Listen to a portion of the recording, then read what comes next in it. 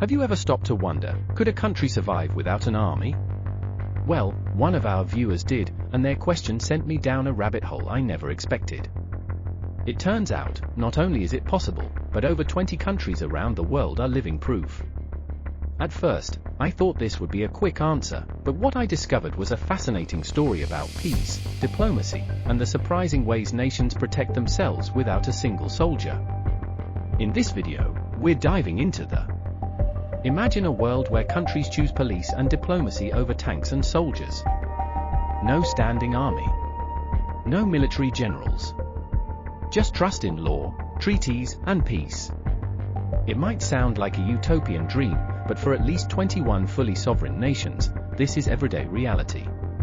In today's video, we uncover the fascinating reasons why these countries operate without a regular army, and how they manage to stay safe in a world full of conflict and uncertainty. Welcome to Global Curiosities. I'm Inane, and today we're diving deep into one of the most surprising realities in geopolitics, nations that have no military. We'll explore how these countries maintain peace and sovereignty without a traditional army. Why does this matter? Because their stories challenge everything we think we know about national security, war, and the pursuit of peace. Whether you're a policy buff, a peace advocate, or just plain curious, you're going to love this one. Let's get clear on what we mean by a country with no army. This doesn't mean they're defenseless. In fact, many of them have well-trained police forces, coast guards, or even small paramilitary units for internal security. What they don't have is a permanent standing army like most other nations. That means no traditional land, air, or naval forces ready for war. Instead, they focus on other tools, international alliances, treaties, and civil institutions. So, while these countries don't fly military jets or operate tanks, they're not naive about threats either. So who are these unarmed outliers? According to recent listings, there are at least 21 sovereign countries without a regular army. Let's break them down by region. In Europe, we have Andorra, nestled in the Pyrenees between France and Spain. It maintains a ceremonial army of volunteers but relies on its neighbors for protection. Liechtenstein, a wealthy alpine microstate, abolished its army back in 1868. It now uses a small police force with some paramilitary capabilities. Iceland, perhaps the most famous of these, is a NATO member without an army. Its Coast Guard handles defense, and it relies on Allied support for military needs. Monaco, the glamorous principality, depends on France for its defense and maintains ceremonial units only. In Central America, Costa Rica abolished its army in 1948, written right into its constitution. Panama disbanded its army after the US invasion in 1989 and now relies on police and international treaties. In the Caribbean, Dominica and Grenada have no army, relying instead on coast guards and regional alliances. In the Pacific Islands, we find the largest cluster of army-free countries: Kiribati, Nauru, Palau, Federated States of Micronesia, Marshall Islands, Samoa, Solomon Islands, and Tuvalu. These nations often depend on formal treaties with the United States, Australia, or New Zealand for defense. And in Africa, we have Mauritius, which has no standing army and maintains internal security through police and paramilitary forces.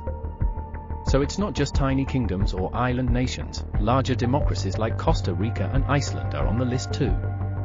Costa Rica is the ultimate poster child for the no-army movement. In 1948, after a short but bloody civil war, Costa Rica made a bold decision. President José Figueres disbanded the military entirely. Just 1 year later, it became part of the country's constitution, Article 12, which bans a standing army. Instead of rebuilding its military, Costa Rica invested in education, healthcare, and environmental protection. The results? Costa Rica is now one of the most stable, prosperous democracies in Latin America. It boasts near-universal literacy, world-class healthcare, and a strong reputation for peace and sustainability. But don't be fooled, Costa Rica still protects itself. Its public force acts as a highly trained police and border security team, and the country has mechanisms to temporarily form a military in case of emergency, always under civilian control. Every December 1st, Costa Ricans celebrate Army Abolition Day, a national holiday dedicated to peace. It's a rare and powerful symbol in our world. Let's head north to Iceland, a country that's both peaceful and a proud member of NATO, yet has no standing army.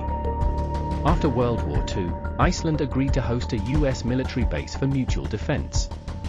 The base closed in 2006, but Iceland still participates in global defense via treaties and NATO cooperation. How does it protect itself? Primarily through its Coast Guard, which operates maritime patrols, surveillance aircraft, and air defense radar. It also has the Iceland Crisis Response Unit, which contributes to peacekeeping missions abroad. When it comes to air defense, Iceland relies on its NATO allies.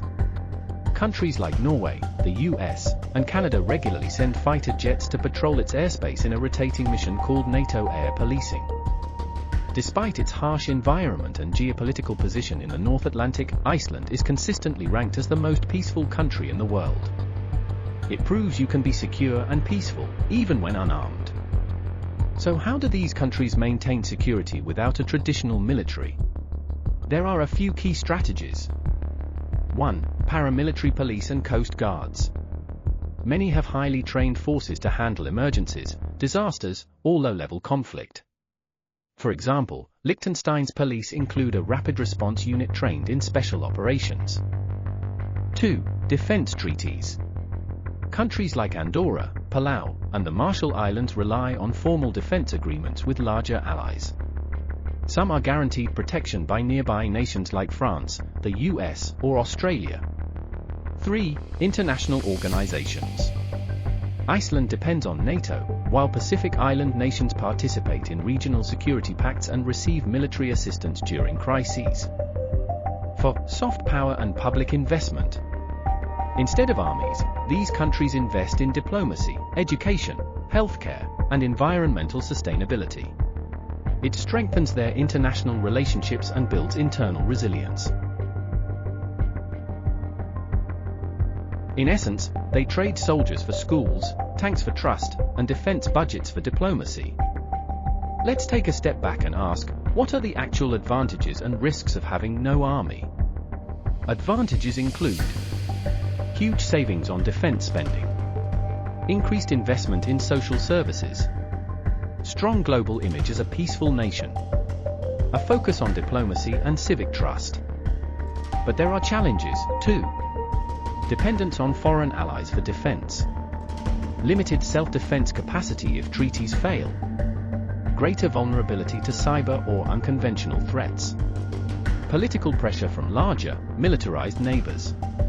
This approach works best for small, politically stable countries without major enemies. It's not a universal solution, but a fascinating and functional model for the right circumstances. Let's look briefly at two other examples with unique defense setups. Liechtenstein abolished its army in 1868 due to financial concerns after a regional war. It has never faced a serious threat since. Today, its national police maintain security, and it works closely with Switzerland and Austria. Palau, a Pacific island nation, is in a compactive free association with the United States. The US is responsible for its defense, while Palau maintains maritime surveillance and emergency preparedness teams. Despite its lack of an army, Palau holds full sovereignty and even participates in United Nations peacekeeping. Countries without armies show us that internal security, regional cooperation, and smart diplomacy can often do the job of a military. They also offer something rare, proof that cutting military budgets doesn't mean cutting safety. Instead, it often results in more education, more healthcare, and more prosperity. Of course, this model isn't a fit for everyone.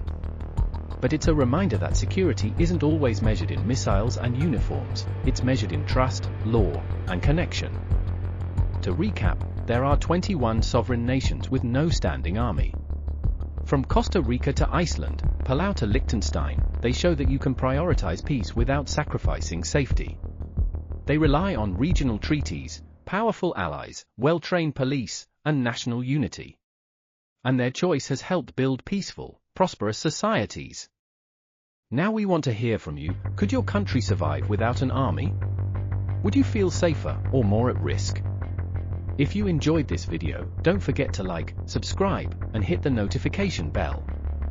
And share this video with anyone interested in peace, politics, or world affairs. Thanks for watching Global Curiosities, and until next time, stay curious, stay informed, and stay peaceful.